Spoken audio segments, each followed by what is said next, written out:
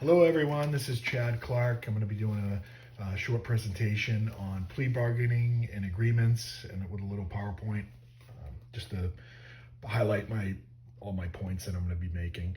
So, is plea bargaining torture, or is it fair to all involved? Because our textbook author, Lisa Bowman, said that plea bargaining has been compared to the early historic use of torture, and it extracts what more resembles a concession than a confession.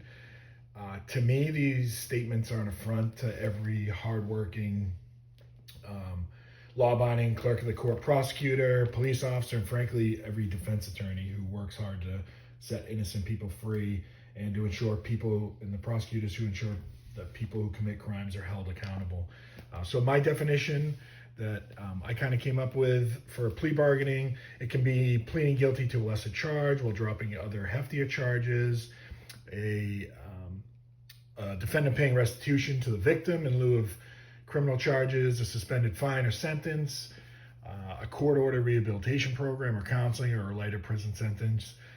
There's many more things that can happen for a defendant, but those are just some of them. And plea bargaining has been widely accepted because it benefits all members of the courtroom work group, including the defendant.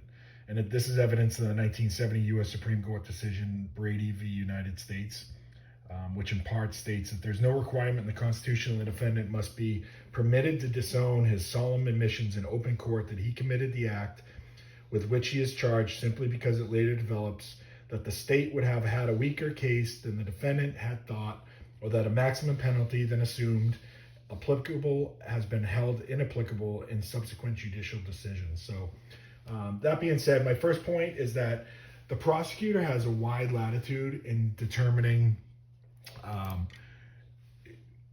when, whom, how, and even whether to prosecute for apparent violations of criminal law. The prosecutor's discretion in areas initiating or foregoing prosecutions and selecting and recommending charges and terminating prosecutions by accepting guilty pleas it's been widely recognized on numerous occasions by the courts. But this wide latitude, and that's according to the Department of Justice Manual in 2024. And this wide latitude, it's not indiscriminate. The prosecutor has to base the charges on legal factors such as strength of evidence, facts of the case, defendant's prior criminal history, and relationship between the defendant and the victim, along with many other factors. So they take all this pretty seriously. With all these factors embedded in the final case, the final outcome has to be the best judicial outcome for the citizenry. And if it's not in the best interest of the state to take each case to trial, then sometimes that's why a plea bargain would come in handy, because it's not possible to take every single case to court. So my second, and this outcome may also include dropping charges entirely, or never even pursuing the charges, which happens quite a bit. So the prosecutor is not always just bringing everybody to trial or to a plea bargain. Secondly, what I believe is missing from the Unit 4 section on plea bargaining in our textbook, and crucial to the argument for plea agreements, is the actuality of the defendant's guilt.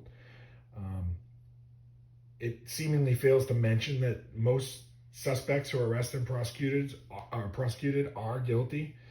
In fiscal year 2022, only 290 of 71,954 defendants in federal criminal cases, which is about 0.4%, went to trial and were acquitted. Another 1,379 went to trial and were found guilty, which is only 1.9%. So the overwhelming majority of defendants in federal criminal cases did not go to trial at all, and most of them pled guilty, which is about 9 out of 10. And that's according to the Pew Research Center in 2023. So these statistics go to show how plea agreements benefit the system and also benefit the defendant, which can bring about lower sentences.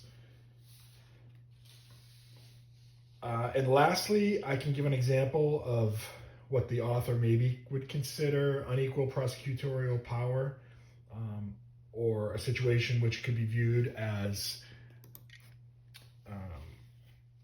coercing a defendant into a plea agreement, and it's referred to as stacking charges. So this occurs when a police officer or prosecutor charges a suspect with multiple crimes in the hopes of a guilty plea to one or more charges. So oftentimes the prosecutor will stack the charges knowing that the defendant will not want to take the case to trial and risk being found guilty at all counts. This isn't illegal if all charges can be evidenced. However, some think it's unethical to stack charges. So in summary, plea bargaining, it's not torture, it's a tool. The prosecutors use.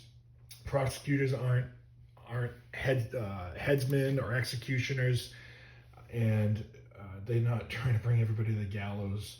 And sometimes, or most times, I should say, the defendant's actually guilty in the prosecution. And sometimes there can be unequal use of charges. However, they're usually not brought without merit or evidence. The prosecutor's just looking for a fair outcome for the defendant and the citizens, and as the defense attorney is. So thanks for watching and participating. Have a good night, everybody.